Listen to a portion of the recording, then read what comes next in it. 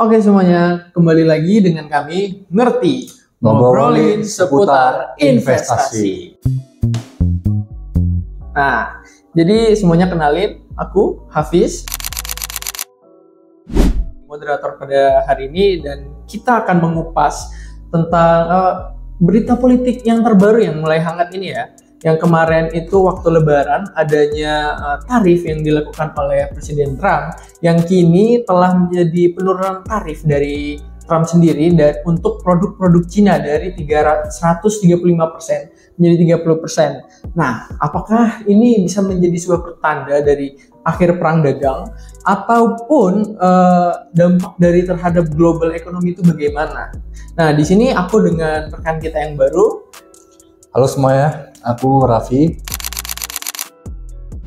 dari UI, divisi dari KSPM juga, divisinya R&D gitu. Kalau dari pasar modal sendiri, aku udah lama ya dari SMA ya kenalnya. Tapi kalau baru terjunnya langsung sih waktu kuliah gitu. Jadi kita lumayan udah enak ya ngobrolnya, kita sama-sama ngerti tentang ekonomi dunia. Nah mungkin kita langsung mulai aja nih. Nah untuk awal-awal itu kan Amerika tuh sempat ngasih tarif tuh perlahan ya ke Cina ya. Betul. Salah satu yang paling tinggi.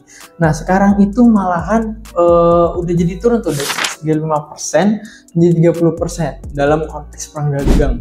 Nah menurutmu ini apakah kebijakan ini adalah suatu hal yang positif bagi Cina ataupun US?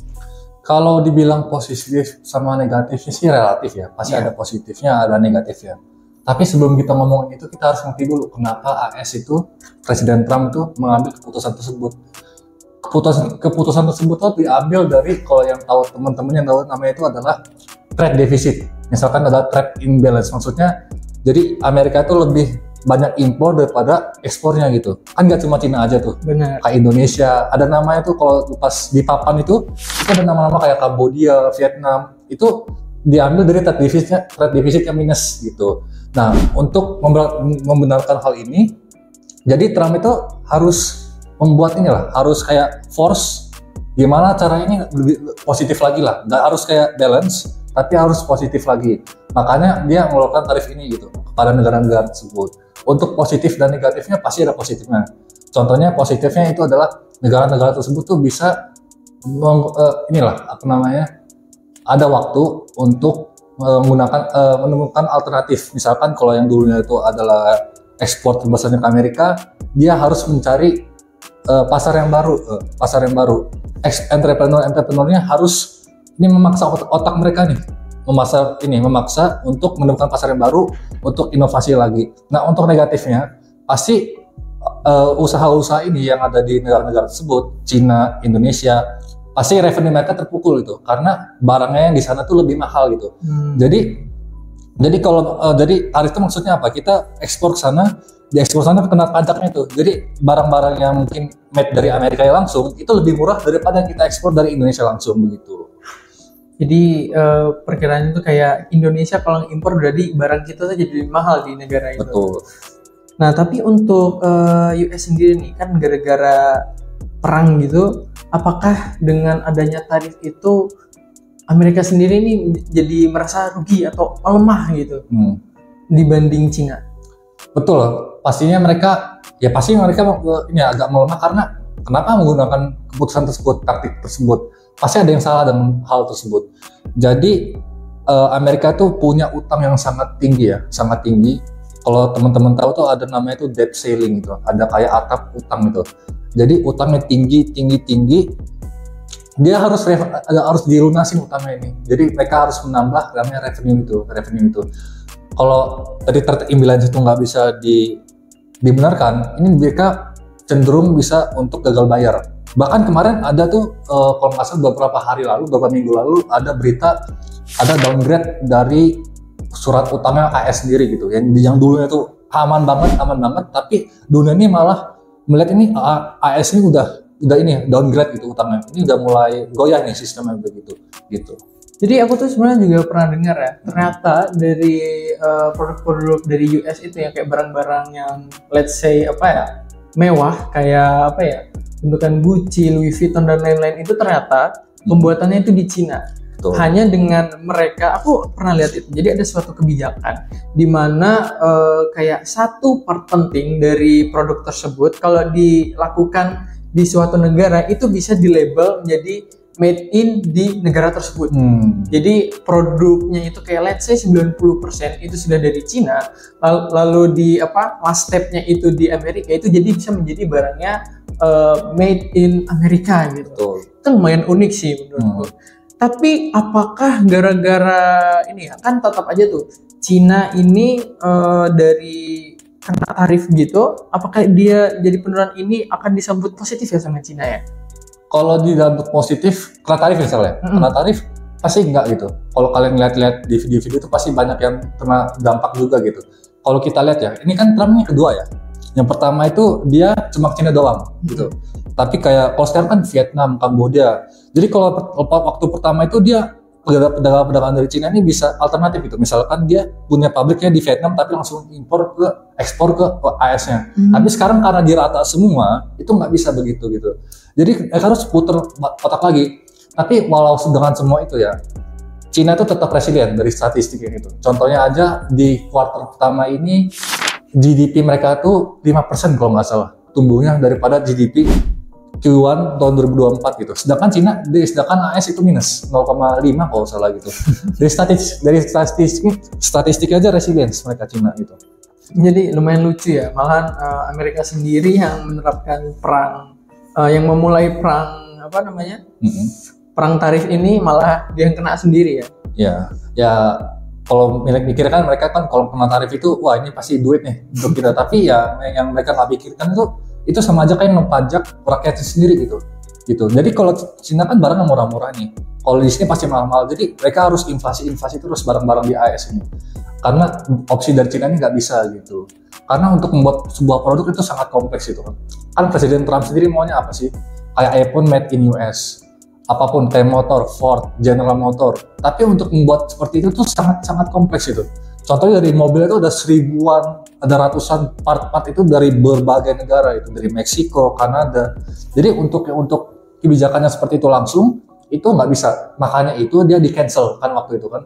Boatable nih beberapa hari setelah itu cancel gitu kan, diturunin langsung. Itu juga ada taktik juga untuk negosiasi ya untuk seperti itu sekarang. Soalnya aku tuh juga sempat lucu sih waktu US itu. Semua aku pernah nonton itu speech-nya dari Presiden Trump sendiri, di mana mereka bilang itu we are going to pay back China what they did to us. Terus yang waktu China membalas, malahan Trump itu buat speech lagi di mana kita sebenarnya sudah berteman lama dengan Cina, jadi seharusnya kita memang udah ya bekerja sama dengan baik. Aku lucu sih di situ. Soalnya mereka malahan langsung tunduk gitu, cuman gara-gara dipasang kembali dengan tarif itu. Tapi aku jadi bingung nih, kan US ini memasang tarif untuk hampir semua negara di dunia ya. Apakah global itu akan menganggapnya itu positif gitu? Soalnya kan kalau kita berpikir jika sebelum ada tarif semuanya kan tetap trading ya, tetap mengirim barang ekspor impor. Tapi kalau kena tarif ini kan juga semuanya rata ya. Jadi semuanya kena tarif. Apakah global meresponnya dengan positif atau malahan meresponnya dengan negatif walaupun tetap semuanya kena tarif gitu? Kalau untuk semua negara ya pasti mereka nyambutnya negatif ya. Kenapa? Apalagi untuk negara-negara berkembang gitu yang sangat dapat manfaat dari pasar AS gitu. Jadi mereka tuh harus kayak puter otak lagi, kayak mikir gimana caranya kerjasama ini, barang ini mau taruh di mana gitu. Contohnya Indonesia sendiri gitu. Tadi Cina kan kena dari AS, berarti Cina tuh harus kayak cari pasar. Mungkin Indonesia satu jadi dumping kita. Mungkin bisa aja nanti UMKM sini bangkrut semua karena ada bank Cina nyerang kita begitu. Jadi itu negatifnya gitu. Tapi kalau positif sendiri kita harus lihat tadi itu yang mencari pasar alternatif tadi, dan juga sisinya adalah pressure untuk entrepreneur di Indonesia sendiri gitu. Mereka harus kayak inovasi lagi, baru mereka harus bertempur dengan brand-brand dari luar agar dapat alternatif tadi, pasar alternatif di luar tersebut. Nah, kan kalau tadi kan kita nyebutin kayak dampak negatif ya dari Indonesia ya. Tapi kalau dari dampak positif buat Indonesia sendiri ada nggak sih tentang tarif ini? tarifnya. Indonesia lebih tahu musuh sama kawan tuh sekarang tuh gimana gitu. Kalau kita lihat dari dulu ya, Indonesia itu sangat erat dengan Amerika Serikat gitu. Kita dari 98 aja ya kita bangkrut tuh karena exactly itu karena kita sangat dekat sekali dengan Amerika Serikat. Tapi waktu 98 tuh Cina nggak kena itu, krisis Asia itu. Yang kena tuh cuma kayak negara-negara Asia Tenggara aja kayak Vietnam, Thailand. Cina nggak waktu itu, karena mereka nggak terlalu dekat sama, maksudnya nggak men-attach diri mereka dengan sangat ketat dengan Amerika Serikat. Lebih ke negara berkembang berarti. Iya, negara berkembang. Karena dari currency-nya sendiri itu sangat bergantung. Kita semua tuh dari padi, dari beras itu pakai USD peggingnya. Jadi di situ kalau positif sendiri kita harus cari nih, mungkin teman-temannya kayak Cina sendiri itu kita harus kerjasama lagi dengan mereka gitu. Dengan tarif ini buktinya ya kita pemerintah sendiri lebih dekat kan dengan Cina sekarang, banyak banget kayak ketemu Luhutnya kesana, Opung kesana, kayak banyak banget kayak contoh lagi kayak kemarin tuh project-project kayak BYD kesini juga. Jadi dari situ sih positifnya, kita dapat teman baru, dapat inovasi baru, market baru gitu. Seperti itu. Nah ini kan aku ngelihatnya nih, kalau sekarang ini aku ngelihatnya Amerika nih lagi jatuh-jatuhnya banget nih. Ya. Apakah ini bisa menjadi sebuah perubahan gitu terhadap ekonomi dunia yang dimana kalau sekarang kita kan biasanya untuk ekspor impor itu menggunakan dolar ya. Apakah kita akan menggunakan currency dari Cina gitu? Apakah ini bisa jadi sebuah kesempatan emas buat Cina ya? Bisa jadi karena dunia itu kan bergerak dengan siklus ya. AS tuh nggak di atas AS tuh kayak ada kayak namanya shifting lah, powernya global order itu. Yang dulu kan dari Spanyol, dari Belanda, VOC dulu tuh kan paling tinggi-tingginya. Lalu juga ke Inggris. Habis itu baru perang kedua nih baru ke Amerika gitu. Nah sekarang nih AS tuh lagi jatuh. Nah Cina tuh mau naik. Nah di sini AS tuh nggak suka gitu. AS tuh nggak suka. Dia refuse to back down lah istilahnya. Kalau kalian tahu ya mungkin kalau bisa seperti itu, tapi untuk sampai seperti itu tuh sangat jauh dan butuh proses yang sangat menyakitkan juga, itu perang juga itu bisa terjadi di situ. Oh iya, aku pernah dengar tuh katanya ini bakal jadi perang dunia ketiga ya. Iya. Untungnya lumayan mereda sih. Ya kita lihat aja dari kayak defense spending dari masing-masing negara ya. Malah dia turun. Rusia naik, Cina naik, Amerika juga naik 1 triliun kalau nggak salah kayaknya itu.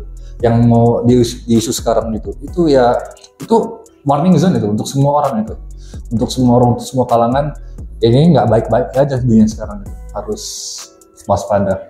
Nah, ini deh. Kita mungkin sedikit keluar ya dari ngomongin tentang tarif, tapi masih berhubungan. Kan kalau yang kita tahu nih, tarif ini diumumin sama Presiden Trump itu beberapa hari sebelum Lebaran kan. Nah, itu yang membuat Indonesia kemarin itu kan sampai halt kan. Nah, apakah ini bisa sekarang ini apakah bisa menjadi adanya perubahan bagi investor kayak kita nih, retail kecil gini, apakah bakal ada perubahannya? Tentu ada ya perubahannya. Kalau kita dari masa pemerintah sebelumnya, dari Biden sebelumnya, itu relatif stabil dari kebijakannya. Tapi sekarang ini kita dinaikin turun ini kemana gitu. Jadi banyak banget tuh ya pakar-pakar tuh yang ngomong mereka lebih ke safe haven gitu, makanya yang dulunya itu kayak aset-aset kayak high risk kayak stocks, mereka lebih kayak milih emas. Sampai kayak ada video-video kemarin kan kayak di emas tuh di Pakuan kalau nggak salah tuh, nyampe kayak lari itu ternyata pucuk turun gitu. Ya, jadi seperti itu pasti dalam pengambilan keputusan dari kayak portfolio manajemen pasti berubah semua begitu. Unik sih, memang kemarin aku juga kaget gitu, Antam langsung naik tinggi banget ya, udah 2 kali lipat malahan. Sekarang di 3.000 ya kalau nggak salah. Betul, kayak kalau kita ngeliat kayak video retail kayak FOMO gitu udah kita keluar. Makanya kalau udah retail ada yang FOMO kita keluar. Soalnya kita ngerti di mana kalau retail FOMO pasti bandar keluar semua. Jangan. Udah nggak bener sih. Mungkin dari Mas Rifki sendiri sekarang investasi di aku sih ya, aku emang namanya dari KSPM tapi aku sama sekali nggak invest di pasar modal Indonesia sih. Oh iya, di Indonesia. Ini jangan ditiru ya teman-teman. Oh di Singapura? Waduh di Singapura iya. Nggak, aku lebih kayak sekarang yang aset kelas yang lagi naik tuh ya di kripto, Kayak juga mungkin karena ini kan volatil lah, dari kebijakan Trump ini sangat berpengaruh ke makronya kayak currency lah, fluctuation itu kayak trading kayak forex juga bisa seperti itu. Tapi untuk saham lokal sendiri aku enggak gitu, karena menurut aku kan masih muda, aku nyarinya high risk high return gitu. Ya, soalnya biarkan juga uang hilang masih muda juga kan ya. Benar sih. Betul sekali. Karena emang nggak bagus juga sekarang keadaannya seperti itu. Kalau sekarang memang lagi bingung kita nih. Mau dibilang long term juga ngeri, mau dibilang short term juga nggak tahu arahnya kemana. Betul. Ya karena kita kalau lihat tuh pasar ini tuh sangat sepi gitu. Kayak kita tuh mungkin dari berapa ratus juta penduduk kita itu cuma berapa persen sih yang investor gitu. 5% ya kalau nggak salah aku, itu sangat kecil dibanding kayak Malaysia, dari Singapura. Jadi kita tuh di basic itu di global tuh nothing. Jadi untuk apa main yang seperti itu untuk sekarang gitu? Karena belum ada champion-championnya yang belum bisa diambil ya, kayak stok itu yang kebanyakan ya kayak bank, kayak mungkin teknologi nggak ada tuh. Kalau bank saya mending invest di kayak di Amerika aja, kayak JP Morgan dan yang lainnya lebih aman gitu. Iya benar gitu. Setuju sih.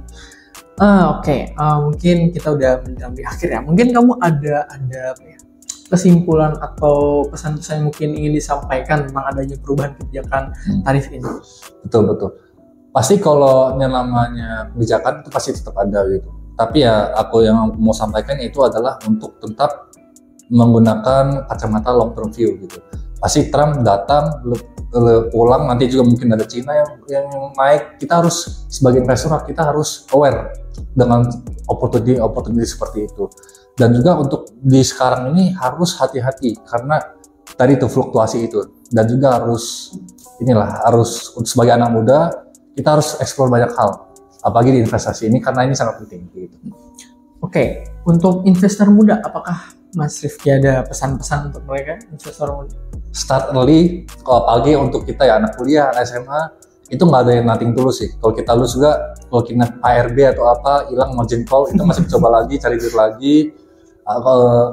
Itu sih start early, dan juga jangan pernah berhenti belajar maksudnya gitu. Karena ya ini continuous learning, karena gak ada yang gampang nih. Kalau kita lihat ya investor hebat tuh emang kelihatan gampang tuh. Wah, 20%, 30% per tahun tinggi banget hartanya. Tapi itu sangat tekanan yang sangat luar biasa, prosesnya berpuluh-puluh tahun. Jadi itu sih harus kayak tetap belajar terus gitu. Berarti memang kita nih kalau mau berinvestasi mungkin yang kita dengar itu adalah return yang luar biasa dengan masa yang sangat kecil ya. Betul. Tapi memang yang harus dilihat tuh memang prosesnya. Betul. Hasil akhir mah bonus kalau bisa dibilang. Ya konsisten aja, kan banyak banget anak muda tuh kayak satu hari kita misalkan kalau di kripto sekarang ada kayak koin-koin hewannya itu 1000% sehari, 1000%. Tapi kalau kita lihat orang-orang hebat yang tinggi desa, berapa yang return mereka berapa sih? Kayak misalkan Berkshire Hathaway aja itu cuma 20%-an. Kayak juga kayak hedge fund tuh 30%-an, 20%-an. Gak ada yang kayak ngincar 1000% sehari gitu. Itu cuma anak-anak ya gitulah. Mental penjudi lah. Penjudi. Salah sih gitu. Nah, itu kan tadi udah tuh dengar ya saran dan juga kesimpulan dari Mas Raffi. Mungkin kita tutup aja ya kali ya. Terima kasih buat Mas Raffi atas insight yang kita terima, dan juga semoga teman-teman yang ada di rumah bisa mendapatkan pengetahuan yang baru dan juga insight tentang bagaimana perekonomian dunia sekarang sedang berjalan. Dan jangan lupa buat teman-teman untuk follow podcast kami, ngerti, dan subscribe di YouTube kami yaitu KSPM Open Center Yogyakarta. Sampai ketemu di episode selanjutnya.